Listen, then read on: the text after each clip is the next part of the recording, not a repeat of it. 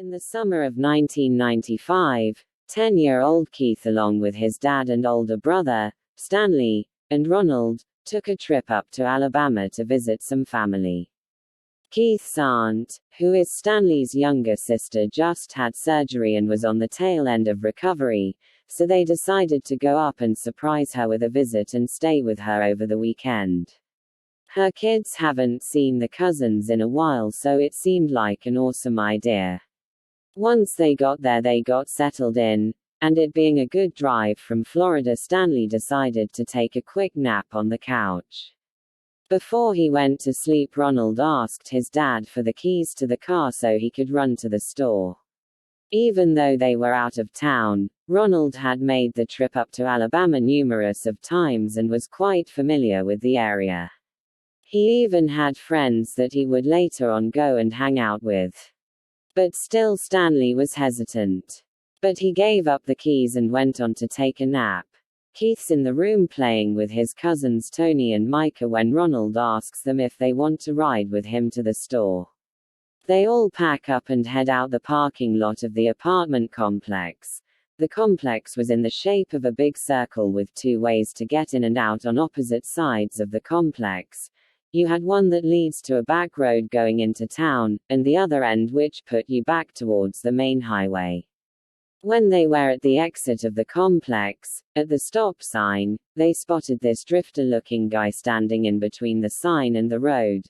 So as they were stopping, they signaled for the man to cross, but instead he walked up to the passenger side window and motioned for them to roll it down.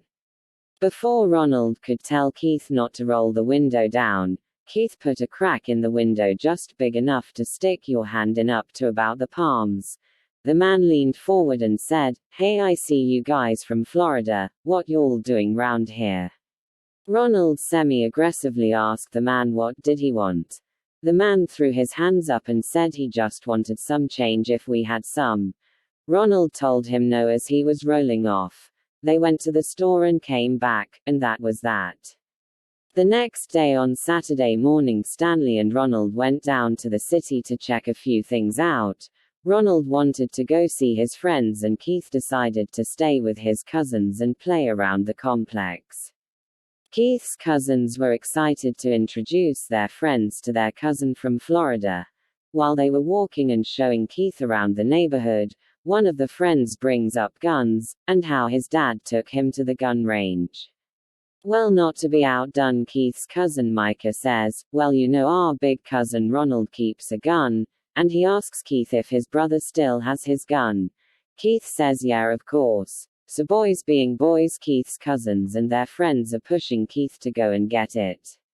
Now deep down inside, Keith really didn't want to go and get it, but peer pressure got the best of him, so they went back to the apartment complex. Keith goes back up in the apartment, goes in his brother's bag and comes back out with a .38 caliber handgun. They run around the back of the complex where there is a patch of woods that leads to a trail that's about a half a mile long and ends up to a retention pond. On the other side of the pond was a mile stretch of light woods that ended up in the back of a local bodega. That area was where a lot of homeless people hung out and slept. Keith pulled the gun out and passed it around, making sure that everyone was pointing it towards the ground. Keith felt the need to show off a little bit by popping the chamber and showing how the clip goes in and out and stuff like that. After Keith was done showing off, one of the friends suggested going to the store through the other side of the retention pond through the woods. Tony, Keith's cousin, would suggest that they go put the gun up and take the road around to the store. Keith even seconded it, but everybody else was saying to just go ahead and go now. As they were heading around the retention pond, one of the friends remembered that they had no money, so they would just turn around and go back. So now that just left Keith, his cousins, and two of their friends heading to the store. When they were about 3/4 of the way in the woods to the point they could see the back of the store up and to the right of them, a rough and dirty-looking man was coming toward them from their left. They all noticed him at the same time. He wasn't signaling, waving, or saying nothing, just heavily and consistently with a swift pace walking towards them. Without saying a word to each other, they all sped up. Not to be noticed or anything, but they put some pep in their steps. They got up on the fence in the back of the store where the dumpster sat and climbed through the hole in it and went around the corner. When Keith looked back to see where that guy was, he didn't see him. But right as he was going to say something, a lady came charging out of her car as they were turning the corner, and she was yelling, "I told you not to go through those damn woods." That's when one of Keith's cousin's friends turned with embarrassment. It was his mom's friend from work. She insisted that he get in the car, but he assured her they were okay, and promised to take the main road back. So they go into the store laughing at what just happened. They get their snacks and drinks, and head out the store. With all that commotion and laughing afterwards, it totally slipped their minds about that creepy guy who was following them just 10 minutes ago. They make their way through the hole and start their way back.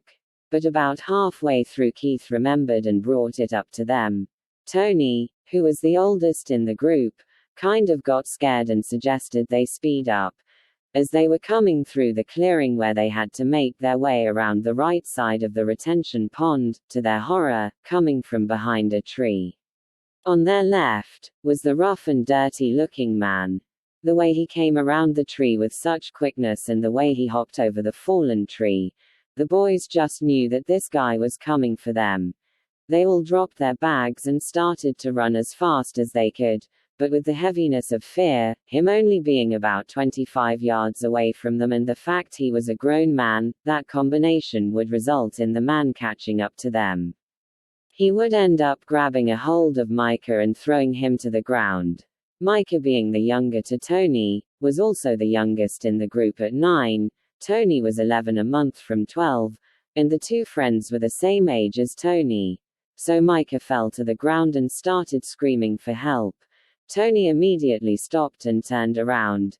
His big brother turned on in him and he charges forward towards the man. The man literally throws Micah into Tony and they both hit the ground. Keith is frozen in fear and the two friends continued running and left them there. Tony attempted to pick Micah up when Keith found some courage and yelled at the man to fuck off and leave them alone. The man laughed and loudly. He grabbed at Tony, but Tony pushed him away while Micah ran towards Keith. That's when Keith remembered he had his brother's gun on him. So he pulls it out and points it at the man. When the man makes a move to turn away, Keith mistook it as a move toward his cousin. Boom, boom. Keith fired 2 shots. Both of them hitting the man. The boys at this time are panicking and crying, but they gather themselves and haul ass back up the trail, through the last part of trees and up to the back of the apartment complex, where Ronald and one of his friends were standing. As soon as Ronald saw his brother and cousins coming up, he bolted over to them, first checking on them to see if they were okay, but the whole time keeping strict eye contact with Keith. That's when Ronald asked him, "You took my gun, didn't you?" Keith told him yes and through his crying told his brother everything. Ronald was blown away by this, thinking maybe they just went shooting in the woods and got scared to get caught or something. He had no idea that his little brother had just shot someone. So Ronald quickly tells the boys to go inside. He takes the gun from Keith and they go in the house. Their aunt was asleep in her room, and Stanley was still away. So Ronald told the boys that they were going to have to be brave on this, and keep their mouths shut. Ronald, only being 19, was not yet legally able to carry a concealed weapon. Also Stanley, the dad, was a heavy church-going man who didn't believe in guns. So to say this whole situation was a mess. For the next 3 hours all of them were in the house quiet and to themselves when Stanley came back. When he came back in, he was calling for the boys to see how they were doing, and would start explaining how the road by the woods was flooded with sheriff cars and that he heard some of the people in the complex saying they found someone shot dead back by the retention pond.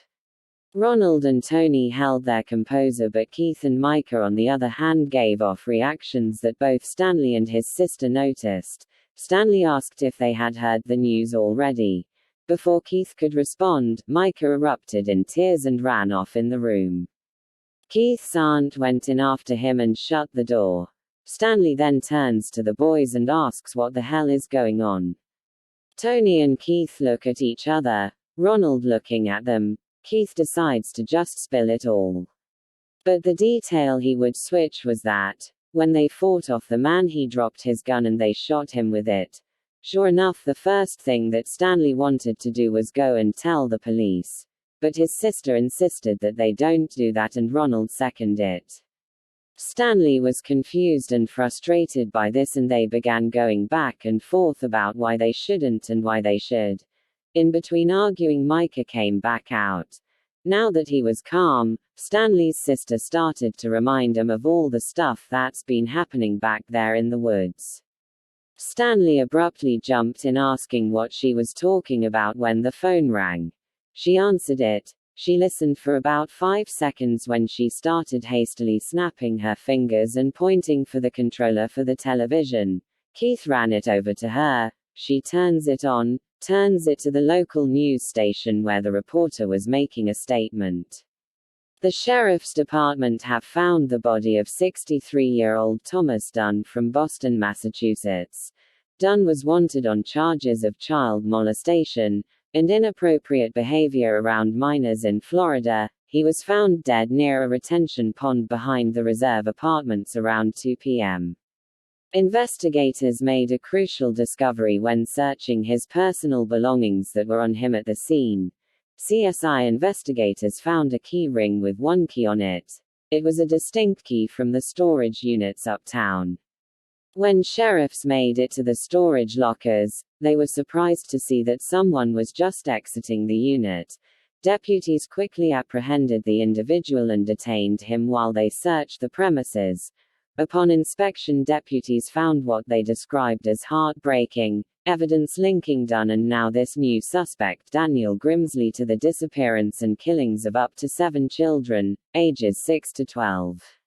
Everyone in the room was as silent as a chapel during prayers. But Ronald, Keith, Tony, Micah stood in awe as the news broadcasted Daniel Grimsley's mugshot. It was the same drifter-looking man from the stop sign that wanted some spare change. The vision of how the man was looking thoroughly through the vehicle while he was talking to them ran vividly through Ronald's mind as the reporter continued. Investigators state that Daniel Grimsley would act as a recruiter, or form of scout for Dunn. In return, Daniels would be provided a place to stay rent-free, and other compensations. Investigations are still being held on who shot and killed Thomas Dunn. Stanley turned the television off. He told his boys to pack up, they are leaving immediately. Stanley and the boys got everything together as quickly as possible. They packed up the car. Stanley went in and spoke a few words to his sister. He apologized over and over. She assured him that it was okay, and she would coach Tony and Micah up on what to say. With that, they left. On the way out, instead of taking the exit going to the main highway, Stanley thought to take the other exit. As they rolled up to the very stop sign, they encountered the now known Daniel Grimsley. Off to the left, all of them saw the 2 unmarked detective cars parked off to the side of the road. There were 2 detectives talking to a group of 2 people. As Stanley was mentioning it while turning right to finally leave, Keith locked eyes with the boys who ran away and left them there. Keith turned away, to see Ronald looking at him. Ronald turned around. Keith looked down. And they both just hoped and prayed that they didn't say anything. Unfortunately, things would get worse. 2 weeks after the visit, Stanley's sister would pass away, which meant a return to Alabama. After the funeral services, Keith and Ronald were talking to Micah and Tony. They both noticed that the 2 boys who ran away and left them, and also who they saw talking to detectives, weren't in attendance. And that's when Tony let them know that the past 2 weeks have been hell with them. He explained that they have been blackmailing them into doing things and threatening them with going to the police. All this made Ronald very upset. but with something this serious, Ronald knew he had to go to his father on this. The next day Stanley and the boys along with Tony and Micah were cleaning out the apartment. Tony and Micah were there too, because they would be moving across state with their dad. While they were putting the final touches on cleaning up, Stanley called them all together to discuss what they were going to do about this blackmailing situation. Ronald chimed in and said that he had an idea, and he would discuss it with Stanley later. They all ran over to McDonald's and grabbed something to eat while they waited on Tony and Micah's dad to arrive. Their dad got there and they chatted for a while before finally hugging each other and departing. Ronald asked his dad for a favor that seemed strange. He asked if he could stay in Alabama for a few days. Stanley absolutely refused. With a 10-minute argument, Ronald wrapped it up saying he was a grown man and can make his own decisions. That was that, and Ronald walked off for a payphone to call one of his friends. 5 days later, after a long day of shopping for school uniforms and supplies, Keith was in his room trying on some of his new clothes when Ronald came in the house.